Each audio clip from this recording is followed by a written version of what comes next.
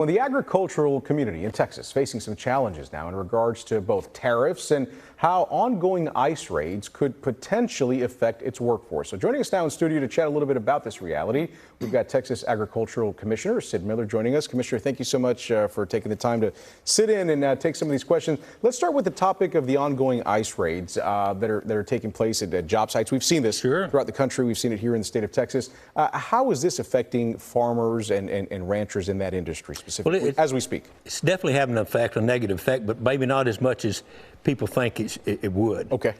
Used to, we depended almost entirely on migrant labor, a lot of it illegal. But lately, we've became into the technology age.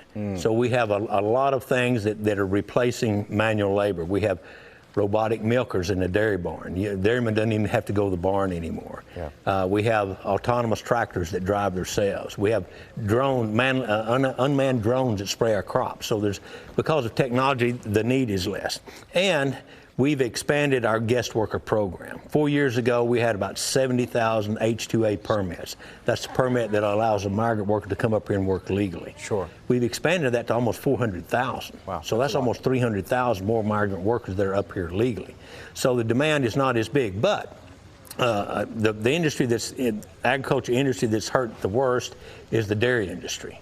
Those cows get milked 3 times a day, and they never stay milked.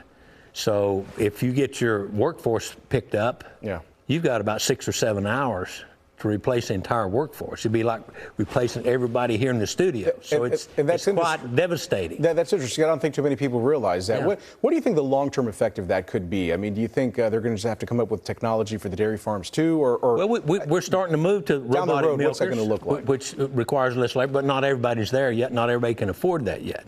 So that's kind of the exception and not the rule yet.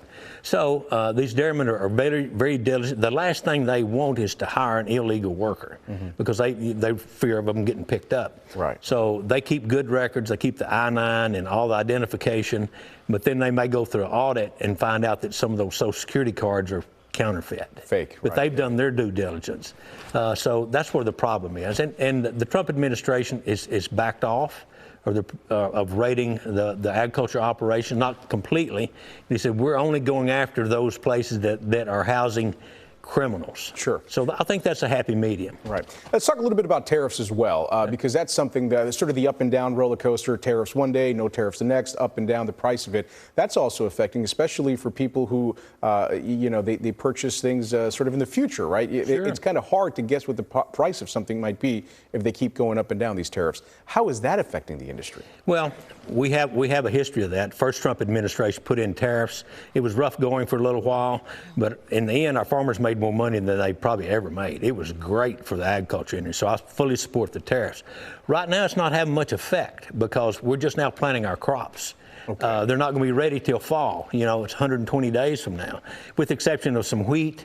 But we didn't have very good wheat crop this time, so most of that was grazed out. Beef is worth a lot more than wheat. Sure. So a lot of that was grazed out. So it really doesn't have an immediate effect. So we have got until fall to work these tariff issues out, and we're pretty much doing that. Yeah.